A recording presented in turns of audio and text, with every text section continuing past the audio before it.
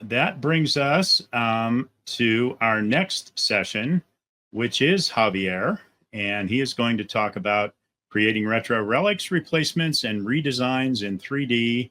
And he is going to show us some basics of creating 3D parts using TinkerCAD and for printing new parts and new items and some power tips. So take it away, Javier. So thanks, everybody. How you doing? I'm Javier.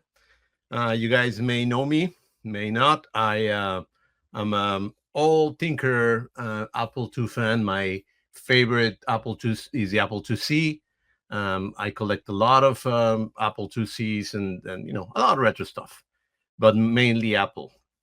So a few years now, I've been doing more than just collecting and fixing things. And also, I retrobrite a lot. I did a lot of retrobriting and did also some videos for whoever don't know me. I'm Halfmaster, like my name, YouTube. So you go YouTube/Halfmaster. I got a lot of videos about fixing and retrobriting the correct way, the right way. So just go over there if you want to learn a little bit more about it. And what I want to talk about this time is the things that I'm doing right now. Um, I switch up a lot of retrobriting and repairing and all this to actually recreating new stuff via 3D. And why would we want to do 3D recreation? Because of several things. Like I'm putting on my presentation. Why bother? Right? Because I personally, I know a lot of people that just get the machines and put them away. They just collect and they just want to have it and they just want to look at it, and that's fine. My style of collecting is more, I want to bring them back to life. I want to bring them back to the time that I used them so they look exactly the time I used them. And I want to be able to play with them. So I clean them up and excuse me, clean them up, test them, make sure I bring them up to date and make them beautiful and good looking. And sometimes that means that some parts are broken, some parts are missing, and that brought me to getting parts, trying to source things, and I didn't want to destroy another one to get this one working. So, oh, did I mute myself? I think I'm good. So sorry, those little things made me go ahead and try to reach out and look for ways to recreate the parts that were broken, because I didn't want to destroy another one just to have this one working. So again, for me, it's about keeping these machines usable. I want to play with them, and I play with them almost on a daily basis. There was this time that I was on a daily, at certain time in the afternoon, I would just go ahead, turn on my Apple II, and start playing games, playing Hard Hat Mac. I'm a big fan of that. Dung Beetles, all these things. I just went in there and have my 1 hour play time, and I was just playing, and using my computer. So I love to be using these things. And then when you use them again, some of them begin to fail. So you need to make sure that you keep them up to date, and sometimes they break. So those were the issues that I had. So I had to put it on the side, and I say, oh my god, so I'm gonna have to look for another one or parts, and that stopped me for enjoying them, and I have to go back again. I mean, it's cool, it's nice to do that, but sometimes it's like you're in a rush, or you're in a state that you want to play every day, and then you got to stop because this failed. The same thing with other devices. Sometimes I don't have a space. I like the Apple IIc because it doesn't use too much space, and taking some machine and putting somewhere, or maybe even taking, like my friend John, he takes his Apple IIc to his he has a second home, so he take it to his vacation home and he can play it over there and he can use it over there. So you don't have to be carrying big machines, big monitors, all that. So you can have something portable that you can take it with you some places. And I'll talk about another thing that also it's in the works for that. So anyway, so HDMI adapters let us connect to flat panels. Why? Because flat panels, want it or not, they are here and they're not going anywhere. In fact, they're getting more and more and are old trusty CRTs are getting older and older, and sometimes not only older, but they're hard to manipulate. I have an M100 Apple monitor. It's beautiful. Colors are amazing, but they're heavy. They're really heavy. So every time I want to use them, I got to carry them someplace. I got to move them some other place. Oh, I need to change a card. I got to move that heavy monitor, put it somewhere else. And it's a lot of work, and I'm not getting younger. So my aches come and say no. So that's another one of the problems. So I begin to use light, portable HDMI screens that are good enough, flat panels, big enough so I can put them on top of my computer, use them, and then put them in another computer and use for another things, or have one mounted and use that one. So that's another reason that I begin to use HDMI adapters. USB-C power adapters. So that's another one, the power brick, the famous power brick. I hate it.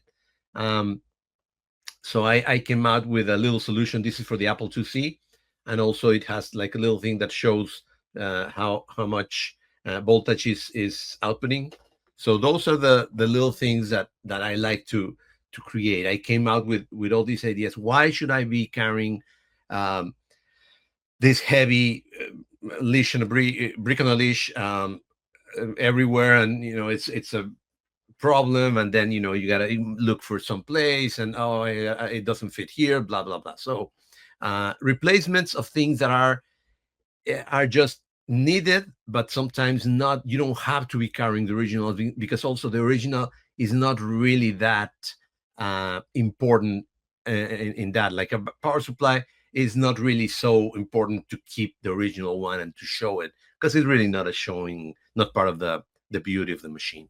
So those things are cool, that not to need to carry with you and have to have all that.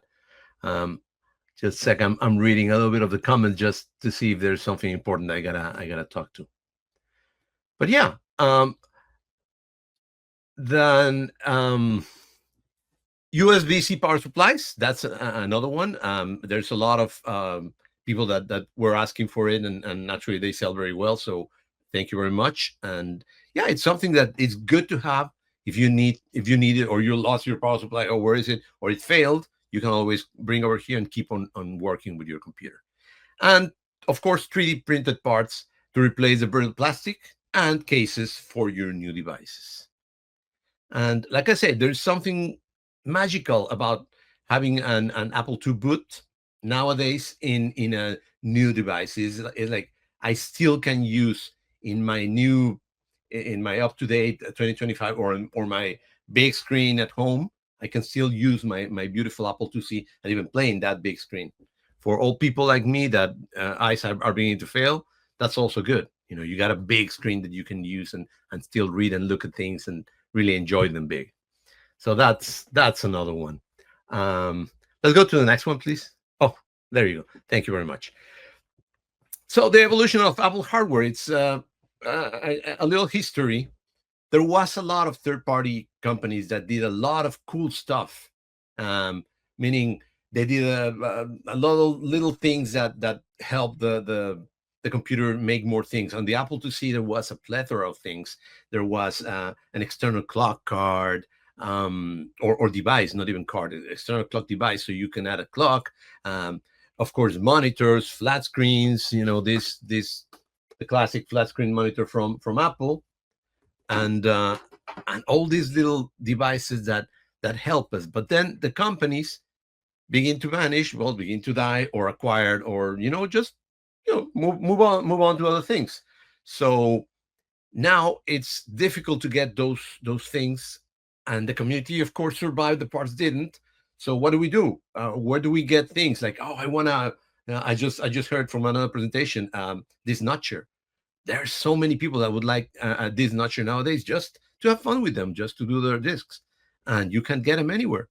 And you get one or two from the old ones, but people want a lot of money out of it. So those are the little things. I did actually this notcher not long ago, and it was funny because the way it looked was not very very.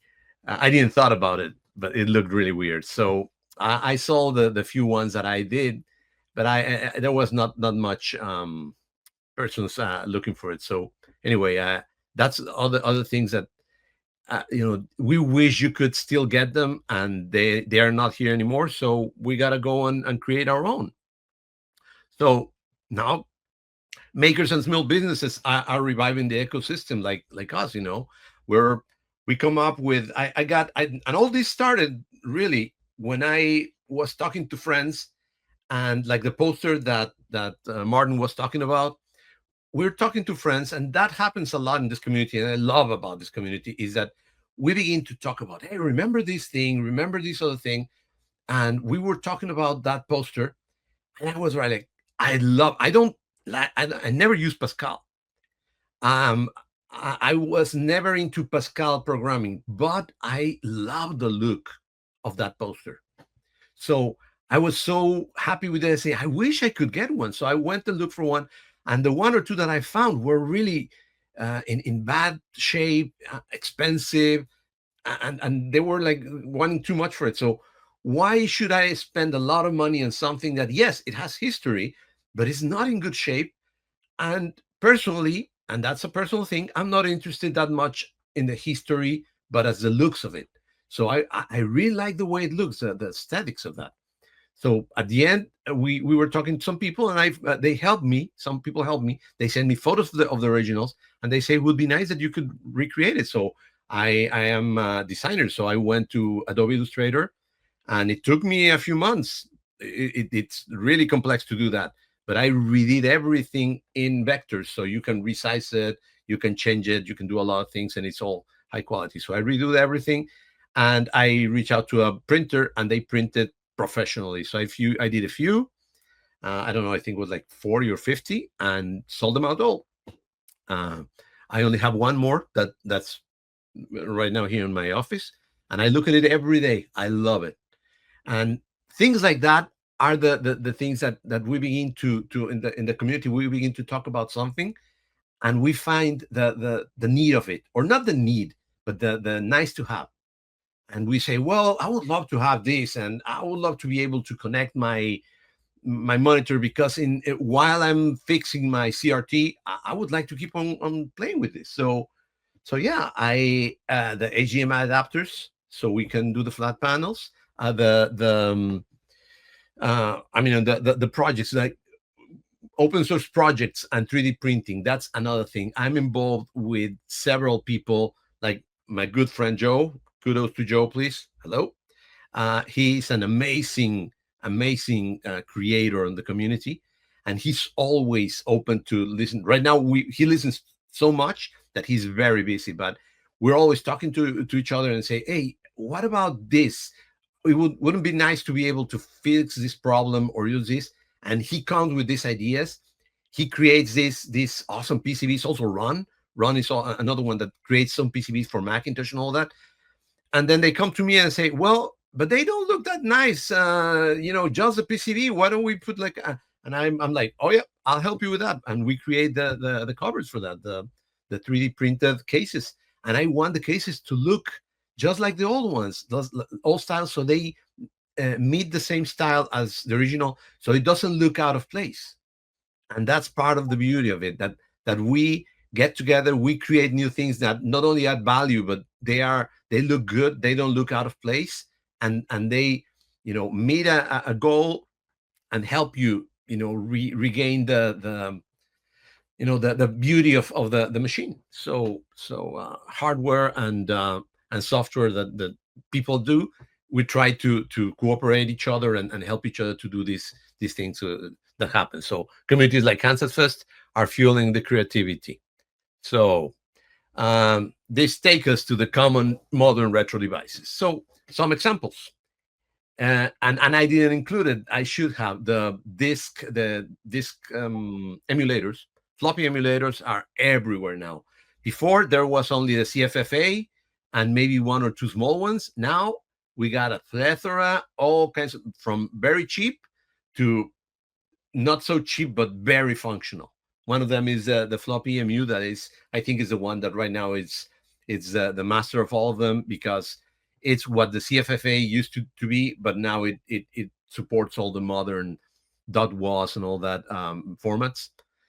So those are a lot of them, and we create a lot of nice cases for them, so they look kind of stock, or they belong to the Apple II, so they make it look part of it.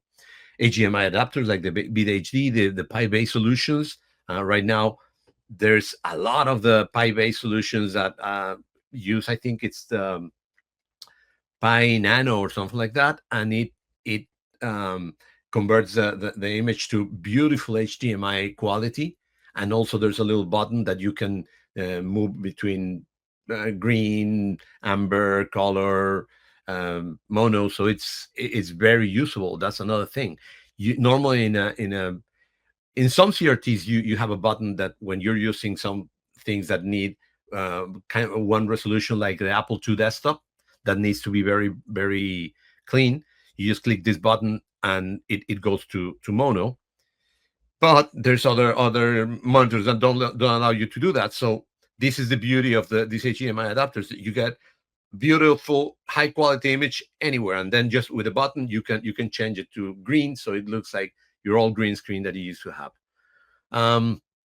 3D printed mice, and that's another issue that we had, and we're trying to fill.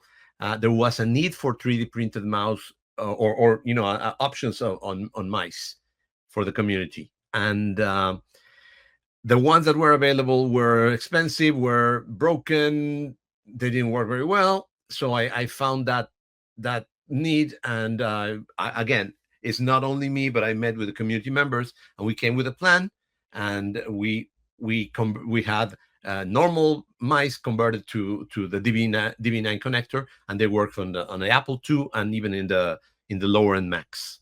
Joysticks. That's of course one of my other loves. I collect joysticks from a long time. I love joysticks, all kinds of them, and saw that there was the same thing problem. The same issue is that the Apple II, well, the best on my mind joysticks for the Apple II are the Apple branded one and the CH Mac 3. The CH Mac 3 is a little bit more complicated to clone, but the Apple one was kind of easy to clone. So I recreated it in 3D, added some things, and put up a normal cable, and it works with so it's a modern recreation, but it has the looks of the original one. So when you're playing with it, you don't feel like you're cheating. You feel like you're using a mouse. It works the same, and it's not as expensive. And also the other thing is that you can really use it too much, because if something fails or it breaks or anything, it can be fixed easily, because it's modern parts that are available everywhere, and 3D parts. So if something breaks, that never had happened, but if it does, I can just print another part and replace it, instead of just having the thing redone, or trying to get another one. Sorry, another original. USB-C power supplies. You see, they're safer, smaller. They got the voltage display, something that is kind of nifty. And it's easy to get these power supplies with USB-C, or USB-Cs everywhere nowadays. And again, they're safer. There's nothing to blow up anymore. There's nothing to take out the smoke out of it. You can put it in your pocket, have it with you. So it's very convenient. And of course, the way I made it, they look like they belong with the same style of the Apple II. So it's very nice. And the last one, of course, is flat screen monitors. The same thing. A few years ago, I recreated this the flat screen monitor for the Apple IIc. I got one that was bad, so I changed the screen to an LCD, a color LCD, and it was kind of popular. We're gonna disappear now. Appear, disappear, appear, and then now with the 3D printing, actually this is a 3D printed one. It's a smaller one because the LCD can't be found very easy, the right size. So this is a smaller LCD. So I had to make a slightly smaller version, but it looks and acts the same as the original one. So that's another thing. So if you really don't know, you don't look at it from very close, you don't think it's a recreation. It looks like the original. And the same thing I can tell for other very hard to get or very expensive parts. Like one of the ones that I get a lot attention in is the Lisa mouse. The Lisa mouse is very difficult to get. It's very expensive, and I mean, I don't try to minimize it, but if you have a Lisa and you just restore it and you're just looking for a mouse, sometimes the mouse that you can get, it could be damaged, it could be bad, or it could not work. I can get you a replacement Lisa mouse that will work, that it's optical, so you won't have any problems with rollers or anything, and it looks very good next to your Lisa. You can use it, you can take it. I have a friend in Spain that asked me for one because he takes his Lisa to trade shows, and he want people to take it and touch it and use it. And if you use an expensive mouse that is kind of rare, and a kid begins to play with it, and something happened to it, you will die and you will be very upset. And oh, don't touch my things. In this case, he can do whatever he wants. The kid can use it and abuse it, and there's no problem, because if they break it, I just print another one. So those are also the good things about it. You recreate something that looks original, but it's a new device and can be used and abused with no regret, no problem. So all of them use solve problems, real problems from people. So how do we do this? How do we process the idea to prototype? So creating these devices is, of course, find the need, and this is why these amazing communities, the Apple II group, KansasFest, now Discord sometimes, these people will come up, we will talk, we will have a chat, and we'll have fun, and then we'll say, okay, what do we need? What's happening? How do we solve this problem? And what breaks often? And like I just say about the mice. Then I do my research on the original devices. I talk to community forums, I talk to the people, then prototype either in breadboard, or in 3D printed, or both.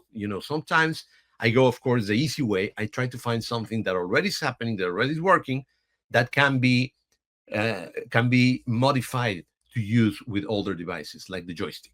It was not difficult to get the internals of a joystick that almost was the same size as the original one, and you have to just change a little bit of the electronics to take the same amount of voltage and output of the original one.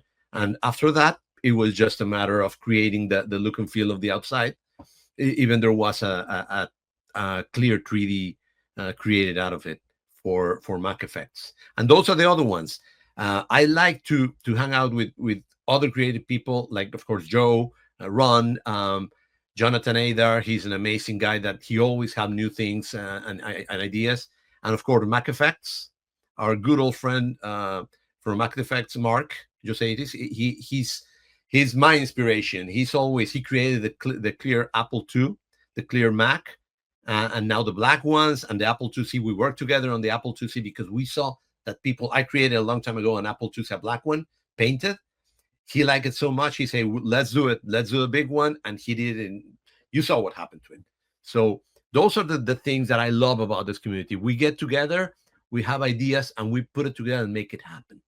So then when you got all this, okay, we got this, we do the 3D printer enclosures. Enclosures take a lot of time, believe it or not. It's not just about, I measure and it works. No, it's the minimum that I do is 5 to 6 prototypes that I have to be printing, testing, correcting, and printing again, testing, making sure it works. Then I put it to the machine and it doesn't work. So it's a lot of iterations that you got to work on. Then, the quirks are always, you don't think about them until you find them. And then, of course, when you're done and it works, you refine it, improve the ergonomics, the aesthetics, and the compatibility. So you make sure that everything, you can put a cable through it. Oh, what about if I have to put in a card, or I got to use it for something else? Boom, also. Then after refining, of course, you share it. When is it sharing it by putting in a store and sell it, or just releasing the files like I do sometimes with the covers, so people can just print them and get them. So it solves a real problem. Case study: the modern mouse. So Again, we also have seen the mouse. The original Apple II mouse are rare. I just talked about that. Design a case that uses a generical optical mouse with DB9 output. And some people of the community also, he told me, I already got the internals, the PCB that converts the signal, so you don't have to worry about that. So that was perfect. So I just go do the connections, put the cable, and it works. Let me show you how it looks. So this is how I do design in TinkerCAD. I design where I'm going to put the modern electronics of the, oh, this is the mouse. Yeah. So the modern electronics of the mouse, I put the hole for the optical thing, the connector, the buttons. Then, it has modern mice have 2 buttons, and I only use ones because the adapter only recognizes one. So I have to put, as you can see, there's 2. I don't know if I can, no, I cannot point. But anyway, the button that you use, you can see that it has two little things. It only needs one, but if I only put one, the button is going to go sideways because of the hole. It doesn't have another place to touch. So it actually, when you click on it, it touches both buttons. But the second button, because it's not being used, it doesn't matter, because it sends the signal, but the signal doesn't get recognized by the little PCB, so it doesn't matter. So those little things, I have to learn it by making it and redoing, making it and redoing it. So that's what it comes by, to a 3D piece that houses something new, but it looks original in the outside. And it includes the little thing on the front of the mouse that was supposed for the cable not to break, and also the case, the connector case. So when you connect it over there, it looks original. So it's a lot of taking care of all the little details, so it looks original. And then when you're using it, you're playing with it, you don't feel like you're kind of cheating. Or if you go to presentations or something like that, people don't even notice that it's not an original. They think it's original, it looks original, and it works. So that's another one. So people can abuse it. You can take it someplace, and they don't care if it gets abused, because you can really replace it. So that's part of the things that we have.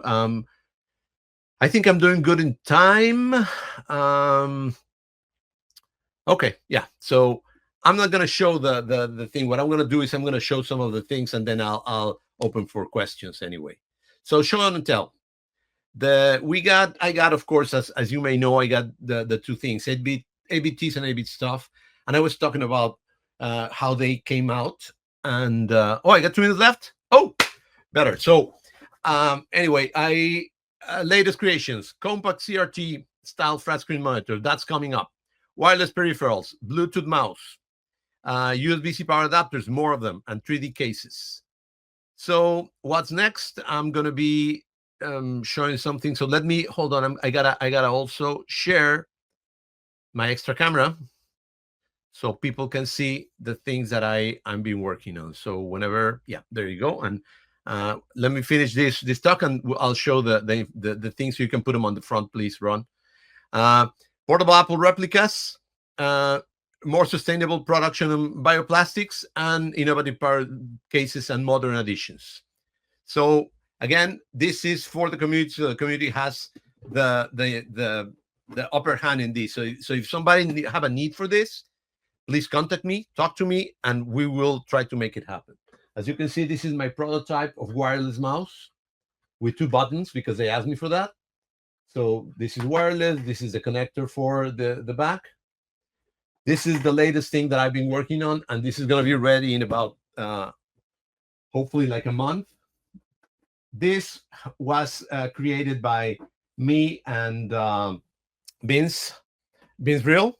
And Vince Brill and I did a presentation in KansasFest a few years ago.